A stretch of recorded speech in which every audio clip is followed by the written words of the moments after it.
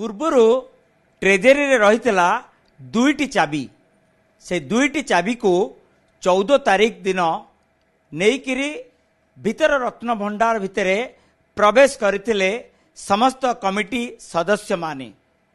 କିନ୍ତୁ ସେଇ ଦୁଇ ଚାବିରେ ଖୋଲି ପାରିନଥିଲା ଭିତର ରତ୍ନ ଭଣ୍ଡାରର ତାଲା। ଫଳରେ ସମ୍ପୂର୍ଣ୍ଣ ଭାବେ ତାଲାକୁ ଭାଙ୍ଗି ଦିଆଯାଇଥିଲା। ଗୋଟିଏ ତାଲାରେ ଜଉମୁଦ ଥିଲା ଏବଂ ଦୁଇଟି ତାଲା ଜଉମୁଦ ନଥିଲା। ତିନୋଟି ତାଲାକୁ ଭାଙ୍ଗି ଦିଆଯାଇଥିଲା, କିନ୍ତୁ ସମ୍ପୂର୍ଣ୍ଣ ଭାବେ ଯାଞ୍ଚ କରାଯାଇନଥିଲା। ଆଗାମୀ 18 ତାରିଖ 9:51 ଶୁଭ ମୁହୂର୍ତ୍ତ ବାହାରୁଛି ଭିତର ରତ୍ନ ଭଣ୍ଡାର ଭିତରେ ସମସ୍ତ କମିଟି ସଦସ୍ୟମାନେ ପୁନର୍ବାର ପ୍ରବେଶ କରିବେ ଏବଂ ସମସ୍ତ ସ୍ୱର୍ଣ୍ଣ ଅଳଙ୍କାରକୁ ସିଫ୍ଟିଂ କରାଯିବ। ଏଭଳି ନିଷ୍ପତ୍ତି ନିଆଯିବା ପରେ ଆମେ ବିସ୍ତୃତ ଭାବେ ଆଲୋଚନା କରିବା। ଆମ ସହିତ ଅଛନ୍ତି ଜଗନ୍ନାଥଙ୍କ ବାଡ଼ଗ୍ରାହୀ ଜଗନ୍ନାଥ ସ୍ୱାଇଁ ମହାପାତ୍ର ଅଛନ୍ତି। ଶ୍ରୀଯୁକ୍ତ ସ୍ୱାଇଁ ମହାପାତ୍ର, ପୂର୍ବରୁ ଆପଣ ଶୁଣିଥିଲେ ଡୁପ୍ଲିକେଟ୍ ଚାବି କଥା। ତା ପରବର୍ତ୍ତୀ ଶୁଣାଗଲା ଯେ ସେଠି ସେ ଲଫାଫା ଭିତରେ ଦୁଇଟି ଚାବି ଥିଲା ଏବଂ ସେ ଚାବି ନେଇକରି ଗଲେ, ଚାବି ଖୋଲି ପାରିଲା ନାହିଁ ସେ ତାଲା। କ'ଣ ପାଇଁ ଖୋଲି ପାରିଲାନି ତାଲା? ଯଦି ସେଇ ଚାବି ସେଇ କୋଲପର ସେଇ ତାଲାର, ତାହେଲେ କାହିଁକି ଖୋଲି ପାରିଲା ନାହିଁ? ଆଜ୍ଞା ଶୁଣନ୍ତୁ, ମୁଁ ଯା ପ୍ରଥମରୁ ମୁଁ କହିଥିଲି, ଆଜି ବି କହୁଛି, ସେ ଚାବି ତ ଡୁପ୍ଲିକେଟ୍ ମିଛରେ ସୋକୁ ରଖା ହେଇଗଲା। ସେମାନେ ବି ଧରାଧରି କଲେ କେମିତି ଯିଏ ଜିନିଷ କାମ କରୁଛି ଧରାଧରି କଲେ ଯେ ଆମେ ଖସିଯିବା ଏଇ ଜିନିଷ କରିକିରି। ଜଣା ପଡ଼ିଗଲାଣି ଏହା ଭିତରେ ବହୁତ ରହସ୍ୟମୟ ଜିନିଷ ଅଛି, ବହୁତ ରହସ୍ୟମୟ ଅଛି। ଏକୁ ଠିକ୍ ମାନେ ତଦନ୍ତ କରାଯାଏ, ସବୁ ଧରା ପଡ଼ିଯିବ। ଏବଂ ରତ୍ନଭଣ୍ଡାର ଯେଉଁ ପ୍ରକାର ଜଉ ଦିଆ ଅଛି, ଚାବି ନାହିଁ। ଆଜ୍ଞା ଏଇଟା କ'ଣ ପିଲା ଖେଳ ହେଇଛି? 4.5 କୋଟି ଓଡ଼ିଆ ଧିକ୍କାର କରୁଛନ୍ତି, ଛିକ୍ କରୁଛନ୍ତି। କେତେ ଦୁଃଖଦାୟକ ଘଟଣା। ମାନେ ରତ୍ନଭଣ୍ଡାର ଜଗନ୍ନାଥ ମହାପ୍ରଭୁଙ୍କର ତାଙ୍କର ବି ଚାବି ହଜିଗଲାଣି। ପୁଣି ଯେଉଁ ଚାବି ମିଳିଲା ଡୁପ୍ଲିକେଟ୍ ଚାବି, ସେଥିରେ ଖୋଲୁ ନାହିଁ। ଏଇଟା କେତେ ପିଲାଳିଆ ବି କଥା। ଆପଣ ଏଇଟା ଭାବୁନାହାନ୍ତି, ଏଇଟା ଅସୁନ୍ଦର କଥା, ଠିକ୍ ନୁହଁ।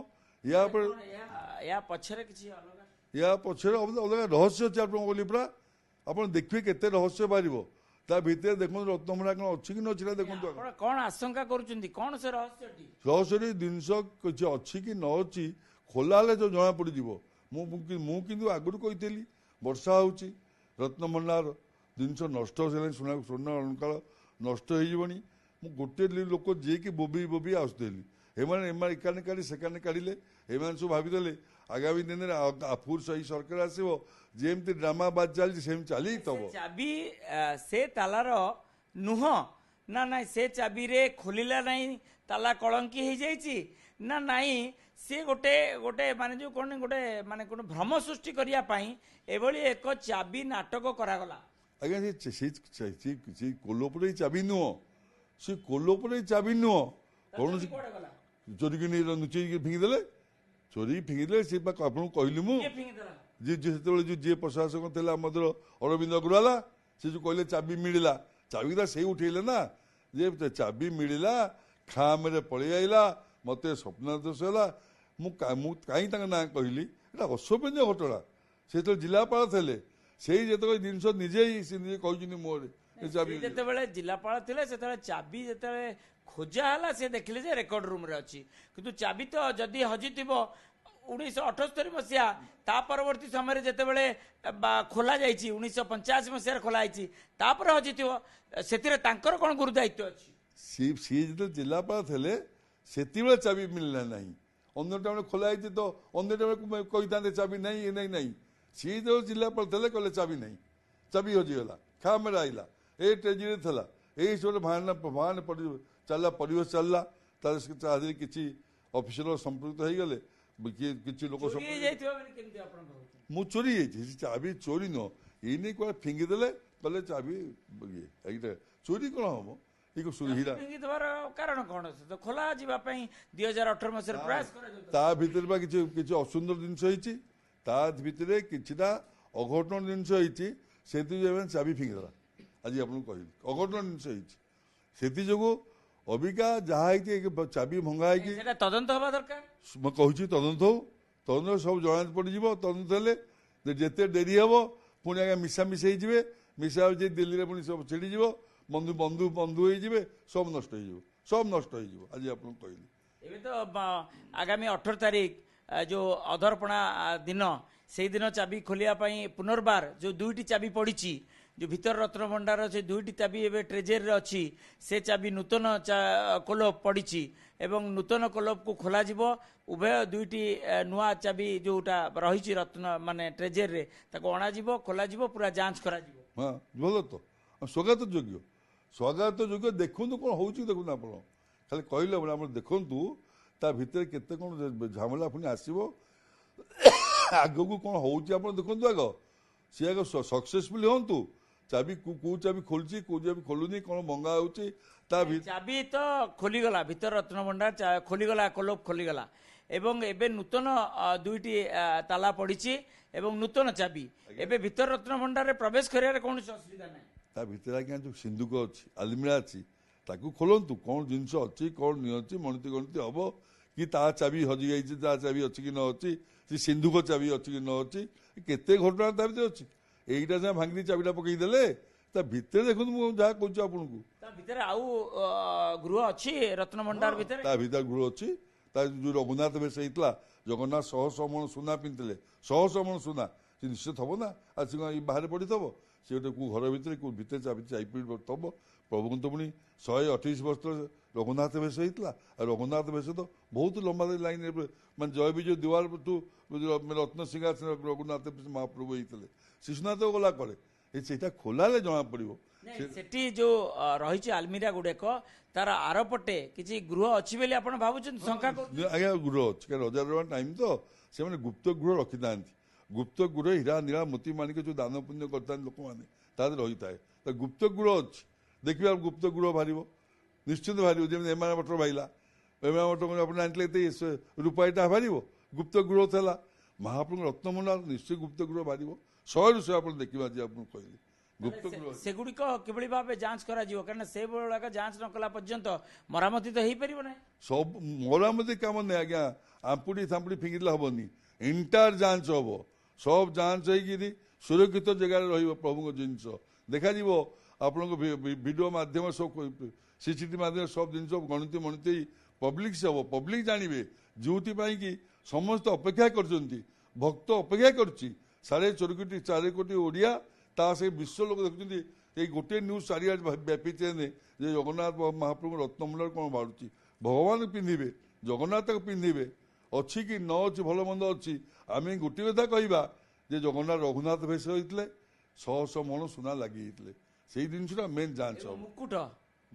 ମୁକୁଟ ଅଛି ନା ନାଇଁ? ସେଇଆ ମୁକୁଟ, ବହୁତ ମୁକୁଟ ଥିଲା, ଇଏ ଥିଲା ହୀରା ନୀଳା, ତାର ହୀରା ନୀଳା ମୋତି ମାଣିକ।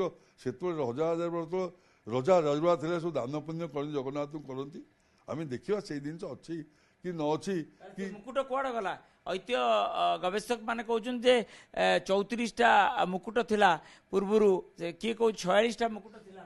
ସେଇଟା ଯଦି ଆପଣ ଆଜି ଗୋଟେ କଥା କହିଲି, ସେ ମୁକୁଟ ଅଛି କି ନ ଅଛି ମୁଁ କହିପାରୁନି। ସେକେଣ୍ଡରେ ସେ ମୁକୁଟ କାଳେ ରଜା ନେଇଯାଇଥିବେ, ଯେତେବେଳେ ଲୁଣ୍ଠନ ହଉଥିଲା ନେଇଯାଇଥିବେ। ଆଗ ଖୋଲା ହିଁ ଦେଖାଯାଉ।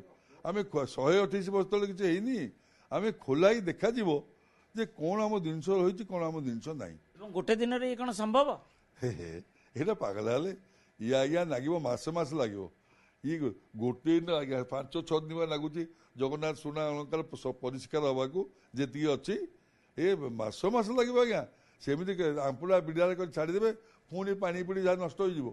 ସରକାରଙ୍କୁ ଆମେ କହୁଛୁ, ପ୍ରତ୍ୟେକ ତତ୍ତ୍ୱାବଧାନରେ ଯାହାର ଅଭିଜ୍ଞତା ଅଛି, ଅଭିଜ୍ଞ ଲୋକଙ୍କୁ ନେଇକିରି ସମ୍ପୂର୍ଣ୍ଣ ଭାବରେ ରତ୍ନଭଣ୍ଡାର ସୁରକ୍ଷିତ ଭାବରେ ଆଉ ଥରେ ତିଆରି ହଉ। ରତ୍ନ ଅନ୍ୟ ଜାଗାକୁ ଷ୍ଟ୍ରଙ୍ଗ ରୁମ୍ ସିଫ୍ଟ ହଉ, ପହଳା ରହିବେ, ସବୁ ମଣତି ଗଣତି ରହିବ, ସୁନ୍ଦର ଭାବରେ ଆଉ ଗୋଟେ ରୁମ୍ କରିକି ପ୍ରଭୁଙ୍କ ଜିନିଷ ଆସିବ। ନାହିଁ ତ ପୁଣି ବର୍ଷା ହେବ, ନଷ୍ଟ ହେବ। 100 ବର୍ଷ ତଳ ବିଲ୍ଡିଂ ଖାଲି ଚୂନ ଭରିକି, ମୁଁ ଯାହା କହିଥିଲି ତା ଭିତରେ ବେଙ୍ଗ ବିଛା ସାପ ଘର କଲେଣି, ନଷ୍ଟ ହେଇଗଲାଣି। ଏଇଟା ସୁରକ୍ଷିତ ଫୁଲ ଭଙ୍ଗା ହଉ, 6 ମାସ ଲାଗୁ, 3 ମାସ ଲାଗୁ। କଥା ଯେ ଯାହା କରାଯାଉ ପୂର୍ଣ୍ଣାଙ୍ଗ ଭାବେ କରାଯାଉ, କୌଣସି ମଧ୍ୟ ଅଧା ବିଧା ନ ଛଡ଼ାଯାଉ। ସମୟ ପୂର୍ଣ୍ଣାଙ୍ଗ ମଧ୍ୟ କରାଯାଉ, ଅଧା ବିଧା କିଛି ଛାଡ଼ନ୍ତୁ ନାହିଁ, ପୂର୍ଣ୍ଣାଙ୍ଗ ଭାବେ କରନ୍ତୁ। ତାହେଲେ ଜଣାପଡ଼ିବ ଏଇ ମସିହାରେ 2024 ମସିହାରେ ଏଇ ସରକାର ଥିଲେ ଯେମିତି କହୁଛେ ଆମେ ତାଙ୍କ ସରକାର ଟାଇମ୍ରେ ବିଜେପି ସରକାର ଟାଇମ୍ରେ ଆମର ମୋହନ ଜେନା ଥିଲେ, ନରେନ୍ଦ୍ର ମୋଦୀ ପ୍ରଧାନମନ୍ତ୍ରୀ, ସେହି ସମୟରେ ଜଗନ୍ନାଥର ରତ୍ନଭଣ୍ଡାର ଖୋଲା ହେଇକିରି ସମ୍ପୂର୍ଣ୍ଣ କାମ ହେଇଥିଲା। ଏଇଟା ଇତିହାସରେ ଏଇଟା ଲେଖା ହବ। ଚାବି ମଧ୍ୟ ତଦନ୍ତ ହେବ। ଚାବି ତଦନ୍ତ ନିହାତି ଦରକାର।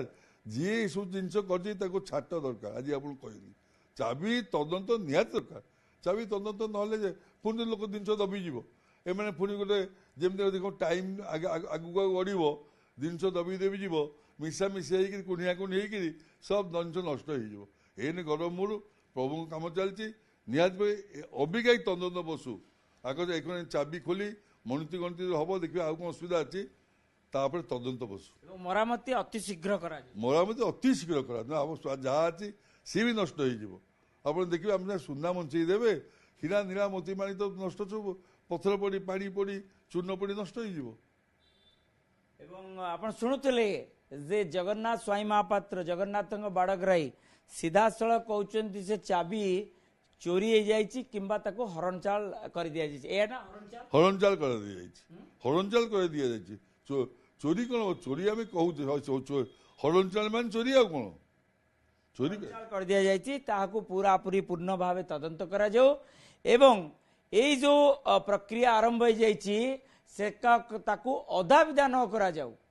ଅଧା ବିଧା ନ କରି ପୁରାପୁରି ପୂର୍ଣ୍ଣାଙ୍ଗ ଭାବେ ଗଣତି, ମଣତି ଏବଂ ପରବର୍ତ୍ତୀ ସମୟରେ ପୁରା ରତ୍ନଭଣ୍ଡାରକୁ ସୁରକ୍ଷିତ କରାଯାଉ ଏବଂ ଯେତେ ଦିନ ସମୟ ଲାଗୁଛି ଲାଗୁ, ପୁରାପୁରି ପୂର୍ଣ୍ଣାଙ୍ଗ ମରାମତି କରାଯାଉ, ଯାହାଫଳରେ ଯେଉଁ ରତ୍ନ ଭଣ୍ଡାର ସେ ପୂର୍ଣ୍ଣ ସୁରକ୍ଷିତ ହେବ ଏବଂ ଯେଉଁ ସିଫ୍ଟିଂ କରାଯାଇଥିବା ସ୍ୱର୍ଣ୍ଣ ଅଳଙ୍କାରକୁ ପୁନର୍ବାର ସେହି ରତ୍ନ ଭଣ୍ଡାରକୁ ତାକୁ ମଧ୍ୟ ସ୍ଥାନାନ୍ତରିତ କରାଯାଇପାରିବ।